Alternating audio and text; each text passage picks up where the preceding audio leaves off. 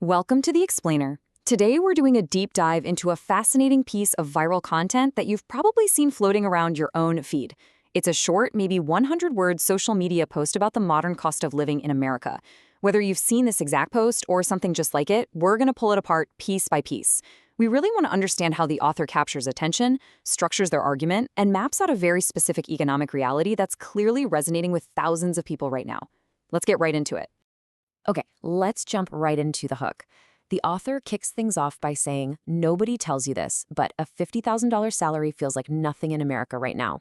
Notice what they're doing there? It immediately grabs your attention because it starts off feeling like a secret, the whole nobody tells you this framing, and it instantly validates a widespread financial anxiety. It pulls you in by confirming a suspicion you might already be feeling yourself. Moving right along into Section 1, the 50K reality check, gross versus net income. So we begin by dissecting the core mathematical premise here. We start with a gross salary, $50,000. For a long time in the American consciousness, hitting this amount meant you'd finally made it to a solid, comfortable middle-class milestone. It was a target that signaled true stability. The author deliberately uses this specific number because it carries all that traditional psychological weight, perfectly setting us up for the reality check that's about to drop. And what exactly is that reality check? Well, it's taxes. As the author quickly points out, what you make on paper is definitely not what you actually take home. By shifting the focus immediately to taxes, the author instantly shrinks that psychological milestone into a much more constrained, highly practical reality.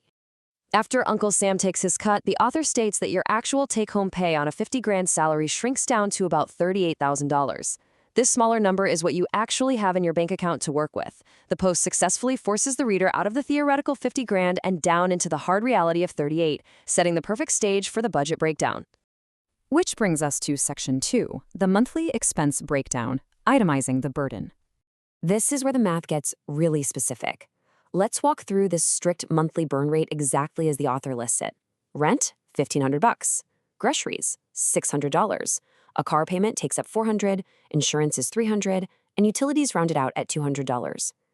You'll notice what's totally missing here, right? There are no luxury vacations, no dining out, no streaming subscriptions. These are positioned strictly as baseline bare minimum survival costs.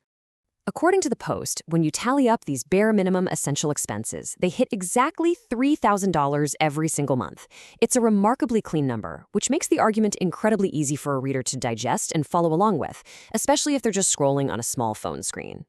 Now, multiply that $3,000 monthly burn by the 12 months in a year. We reach a pretty daunting annual cost of $36,000. And remember, that is just to keep a roof over your head, a car in the driveway, and food on the table. All right, on to Section 3, the missing safety net, the grim reminder. What's really striking here is how the author isolates exactly what is left over. When you map that $36,000 in annual expenses against the $38,000 of take-home pay we established earlier, you can visually see this massive chunk completely consumed by the basics. The expenses entirely eclipse the available income, leaving barely any room to breathe. So the crucial takeaway is this tiny, tiny sliver, just $2,000. That is the leftover amount for the entire year. The author actually capitalizes the word entire in the post just to hammer home how shockingly tight this margin of error really is for a 12-month period. And to dramatically underscore this financial precarity, the author explicitly lists what that $2,000 absolutely cannot cover. No savings, no investments, no emergency fund. I mean, think about it. If you have one medical emergency or your car breaks down, that $2,000 evaporates instantly. It paints a very stark portrait of a worker living paycheck to paycheck with absolutely zero safety net. Next up is Section 4, laziness versus the system, the core argument. Having laid out all this indisputable math, the author takes a sharp pivot to a broader philosophical claim. It's a clear dichotomy. On one side, we have the old-school argument of individual laziness, the idea that if you're struggling, you just aren't working hard enough. But on the other side, systematic design. The post vehemently rejects the idea that struggling Americans are simply lazy and instead points the finger squarely at the overarching economic system. They write, because the system was never designed for them to win. This right here is the emotional climax of the author's thesis. By framing it this way, they're saying that the mathematical scarcity we just walked through is actually an intentional feature of the system, not a personal failure on the part of the individual worker. It's a powerful shift. They've taken basic budgeting and transformed it into a really heavy systemic critique. Finally, let's look at Section 5, the viral call to action, decoding the engagement bait. So, how does the author turn this bleak economic reality into massive algorithmic success? Well, they conclude with a highly structured engagement funnel. They don't just leave you sitting there with a sense of dread. Instead, they directly ask the audience to take 3 exact actions. Follow this page, get daily ways to fight back against that broken system, and lastly, comment the exact word same. It brilliantly turns passive reading into active, measurable participation.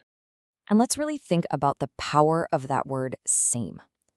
Asking users to comment same if this is their reality is such a calculated, highly effective tactic. It takes almost 0 effort for a user to type 4 letters, but it accomplishes 2 huge things. First, it drives massive algorithmic visibility because the platform sees hundreds of comments rolling in. And simultaneously, it builds this profound sense of community and validation among folks feeling that exact same financial squeeze. Which brings us to the end of our analysis for this post. But I want to wrap up this explainer by turning the author's final prompt over to you. Is this your reality? Think about the math and the structural arguments we just went through. Does a $50,000 salary feel like nothing in your corner of the world? Or does this specific breakdown kind of miss the mark for you? Regardless of where you stand on the system itself, there is absolutely no denying the masterful way this short piece of text uses simple math to spark a massive viral conversation. Keep questioning what you read, and we'll catch you on the next explainer.